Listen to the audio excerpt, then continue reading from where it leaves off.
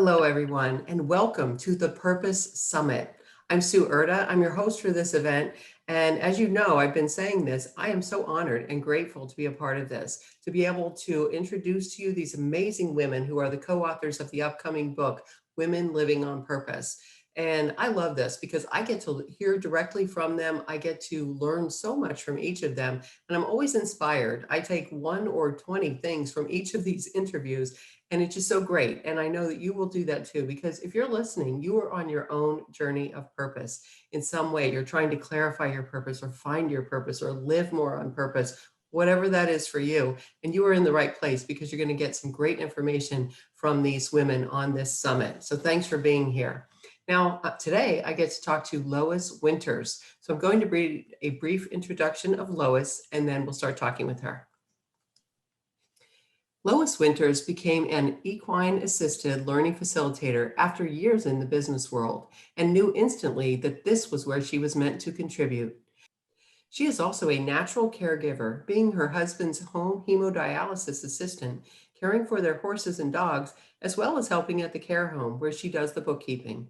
Her caring personality is a perfect fit for an equine-assisted learning program. However, the facility where she worked closed. Her long-term plans are to eventually start a center or assist at an existing center. She is also developing an online course to guide people using home hemodialysis on the transition to a whole food, plant-based diet. And Lois, I'm so happy to talk to you today and welcome you. How are you? I'm very happy to be here with you as well, Sue. Thank you. I'm doing well. Terrific. I'm happy about that. And so, Lois, I love your topic because this is the thing. For me, questions are so powerful. And even your title is a question. So it's, why was I put on this earth? What was I put on this earth to do? Do I even have a purpose? And I know that there are people that are listening. They're like, I want to know about this because I feel that way too. I've got these questions. So let's talk about that. So, it sounds a little bit like you're still questioning that, or maybe you're not, but it sounds like you might be still struggling maybe to find your purpose, what it might be. Tell us about that, like where you are and what's going on. Sue, it has been a lifelong journey for me. I did question for a very long time what my purpose was and really doubted my choices that I was making, always second guessing myself. And I think that part of it came from my lack of confidence. And that came, I think, from, first off, I was born in a very quiet, sensitive, introverted family. They were very caring, but being very quiet and sensitive is a little bit hard in a not so sensitive world. So I think that impacted our confidence right off the bat. And then there was some depression and anxiety in the family, and that definitely impacted things as well. We couldn't function as thoroughly, I guess, and as freely as I would have liked. And in difficult situations, sometimes it reared its head, making things difficult. But I still pressed on. Like I was always pursuing, trying to find my spot. I took classes, I did lots of reading and learning. I did volunteer work. I volunteered at a vet college because I was always really interested in animals. I loved animals, and I also loved children, and I loved teaching children different things and help to empower them to be all that they could, and so that they didn't have the same insecurities that I did, just try and empower them. So yeah, it's been lots of interesting experiences I've had because I've been constantly searching. And I've always enjoyed that saying that some of the most interesting people are the people that don't find their place in life until later in life, because they do lots of different activities and they have lots of experiences before. So we have lots to share, lots of interesting stories. Yeah, absolutely. And so interesting because I'm listening to you saying all the things that you did, and I'm thinking, well, all of those sound on purpose to me in some way, but obviously you had some feelings about all of it. So, and you were feeling like there was a little bit of a struggle to find your purpose, maybe that one thing that you just thought that you needed to know one thing. I don't know. But, and you also mentioned that it affected your confidence. How did this struggle to find your purpose affect your confidence? I think because, I always saw successful people going to university, getting their degree, getting a really good paying job, and being in, being successful and independent. And I just never felt that I fit that spot. I really tried to think about, university courses. What would I take? And I thought, okay, well, vet med, or maybe a teacher. But when I really dived into that, I felt that it wasn't quite my place. So yeah, that just impacted my confidence. I thought, maybe I really don't fit. And then I had, partway through my life as an adult, I remembered a situation of sexual abuse that I suffered through, and that that impacted me in the way that I remembered realizing that I wasn't comfortable with this man. Like, I was only 4 or 5, I don't even know for sure, but I remember that uncomfortable feeling, and I didn't heed that, I guess, and so I didn't get away from him soon enough. Although I did run away before anything terrible happened.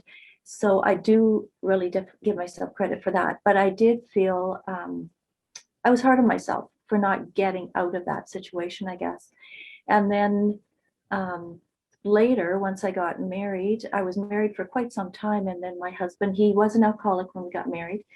And that wasn't uncommon for me, I guess unfamiliar. My father was a recovering alcoholic as well. And he did recover, like he quit drinking. However, later he disclosed to me that he was a sexual addict, and that he had been seeking the services of prostitutes and other ladies through our marriage. And I always had this Brady Bunch sort of view of family life, I guess. And so that really hit me hard, and it really impacted my confidence further.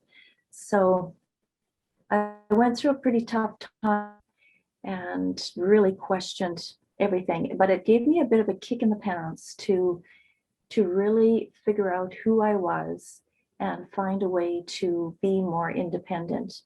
And so that it was valuable in a lot of ways. And when the marriage finally did end, I that was difficult at first too, because he was very controlling. We got married very young, and I never learned to really look after myself as well as I could have. So that was quite an adjustment, but it was very freeing as well. I had I had a lot of fun for a while there. And then I met Vince, which was also very life changing for me. So Beautiful, beautiful. Thank you for sharing all of that too, because it's so interesting, Lois. I, and I'm always like almost shocked, but now I'm not surprised anymore at how much abuse happens to women as children, when they're little girls and stuff. And how it impacts our lives really forever. And it probably impacted your confidence as well, even as an adult. So let's talk about that. You mentioned a few times about confidence. Do you think that this lack of confidence that you had affected your ability to really recognize your true calling? I do, definitely. I think I was always doubting myself, um, thinking that, I couldn't do that job, whatever it was, that career. I wasn't smart enough. I didn't have the determination to get it done. Um, or maybe, it just wasn't right for me. I didn't fit. I always thought I didn't have the strength to do it. And then I always listened to, like, my ex-husband at that time. I would listen to him. He was more focused on making sure it was the biggest dollar. And so I bought into these different things too much, and I didn't trust my own understanding, my own, inner knowing that, this is what I need to do. This is my calling. So I just didn't listen to it. I didn't have the confidence. Yeah, I think that happens to a lot of people. But so now, though, would you say that you discovered your purpose, and how did you get there if you did? Mm. Yes, I think and I realize now that I have been on my purpose a lot more than I thought I had over the years. And being a caregiver for my ex-husband's 2 young nieces. They were grade 1 and grade 3 at that time. We took them in for 6 months, and I worked full time, and I was taking classes at the same time. So it was a bit tough, but I really really enjoyed that time, giving them a place. And and then I've always been loving animals. I did canvassing for different charities. I did volunteer work. And yes, it doesn't always give me the monetary gain that is so important in these days. But I realized that I was kind of on my purpose. And then I got lots during my divorce. I got lots and lots of support from my family and friends. And then they encouraged me to like sort of try something different. My mom was so good at she was an entrepreneur. My dad was an entrepreneur. They had their own businesses. My mom forged out and had a little health food store in a really small town. And so those different things helped give me the courage to keep seeking out different avenues. I got my business administration certificate, which was really good for my confidence, and it gave me a more rounded skill level, which has led to better jobs and better pay over the years. And then I met Vince through some friends, and that changed things a lot because we moved from the city out to the farm. We had animals, lots of animals, horses, and he let me be who I am. You know, he wasn't trying to control me. I could just be me. And so then I was able to explore, and I found the equine assisted learning program. And on a whim, I just trusted that. There was no centers in our area at that time. I had no idea if I was going to be able to get a job. But I took the course, I loved it. And then lo and behold, a center opened only about half an hour from here. So I really think that if you really follow, you know, your heart, things sort of unfold in the right way. So I definitely know that I'm on the right track. Now I don't have the center that I'm working at, but I'm Vince's caregiver for his home hemodialysis. We're always searching for, he's been through some pretty rough spells. He's had a couple of brain tumors. And so we've had to really do huge changes in our diet, our lifestyle. So I've learned a ton about health and diet over the years. So now I would really like to help other people on dialysis, because it can be very challenging to eat healthy. So between that and I'm working to train our horses at home for sale. And that's been a real learning experience in itself, because these horses haven't hardly been touched. The ones at the Equine Center were very experienced, and so they're very calm. So with these guys, I have to be so watchful of what's going inside of me, my actions, my behavior. So it's really causing another level of growth, I guess. So yeah, I'm definitely on my purpose. I'm not exactly sure, really hoping that eventually I can get into another center or start my own program here. And but in the meantime, I'm developing this online course for whole food plant-based eating for people on dialysis. Beautiful. I just going to ask you a quick question. I say it's a quick question. I'm not sure. Do you think that, well, how would you define then? You say you're on purpose, and you know, your road, boy, you have learned a lot, you have grown a lot, you have done a lot. You are interesting, like the quote that you talked about before. I find it great. What would you say your purpose is? Like at a base level, what's your purpose? I think it's to help empower others. Like I've always wanted to really help people um, feel interested in their life, feel stronger about themselves, to feel included. Like often there are so many people that are sort of slipped through the cracks, and and I think dialysis patients are one of them. Like they're just kind of put onto this machine and until they pass, you know. So I'd really like to help them find some joy again in life.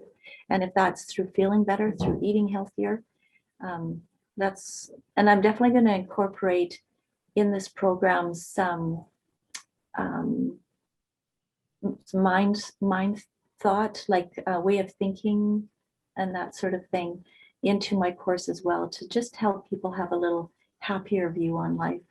Yeah, beautiful. I love it. Yeah, mindset is where it's at, like right here. I Mhm. think that, it's Absolutely. always a great place to start. It's a great place to end up and bring it all the way through. So it's beautiful. I love that.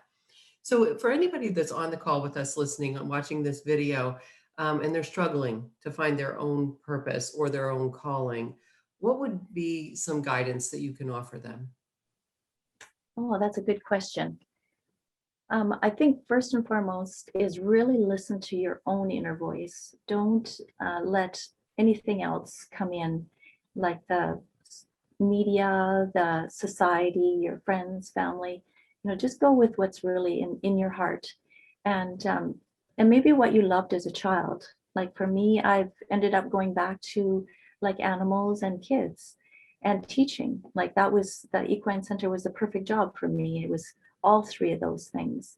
And that's what I started out with. So if I maybe would have followed that right from the beginning, who knows where I would have been. So, and maybe meditation. I've found that very helpful for myself. Yoga, just being in nature, being with animals.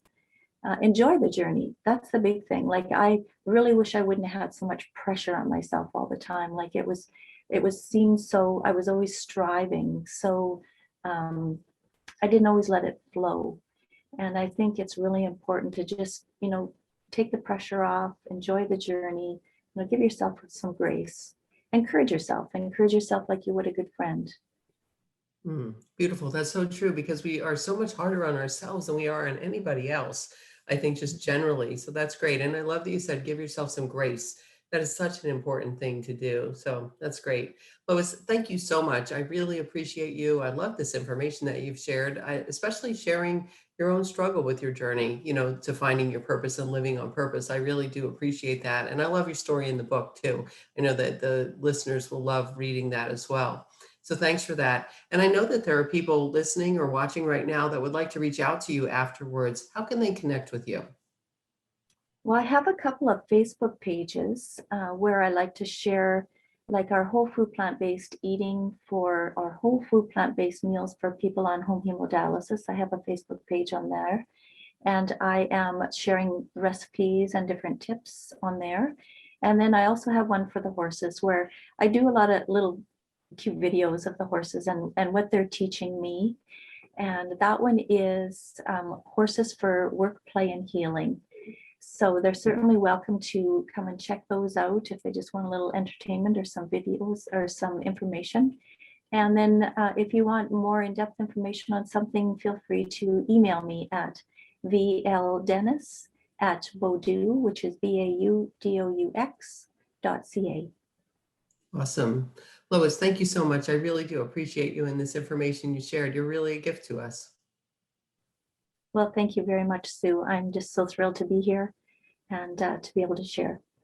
Wonderful. Wonderful. And listeners, again, thank you so much for being here because I know you're on your journey of purpose, and that is what this world needs more people living their purpose, being on purpose, and shining their light in the world. So thank you for doing that. And be sure to buy this book, Women Living on Purpose, on launch day, which is June 29th. When you go to our website and buy the book, you will be guided. Well, you'll be guided to Amazon to purchase the book, actually. And so our website is womenonpurposebook.com, womenonpurposebook.com. We will guide you to Amazon to buy either the paperback or the Kindle. That day, the Kindle is 99 cents, one day only on June 29th. So either of those, whichever you buy, bring your Amazon receipt number back to our website, plug it in, and you'll get access to more than 35 gifts from our partners and authors, which are awesome gifts. You will love them. You will be so happy to have them and so grateful to have them. So definitely do that launch day, June 29th, and continue to listen to this summit. You will meet and hear some amazing women and also get some great guidance and practices and some tips for your own life because you need it for your life on purpose because the world needs you. So thanks everybody for being here. Have a beautiful day. Bye for now. Bye, everyone. Thanks for listening.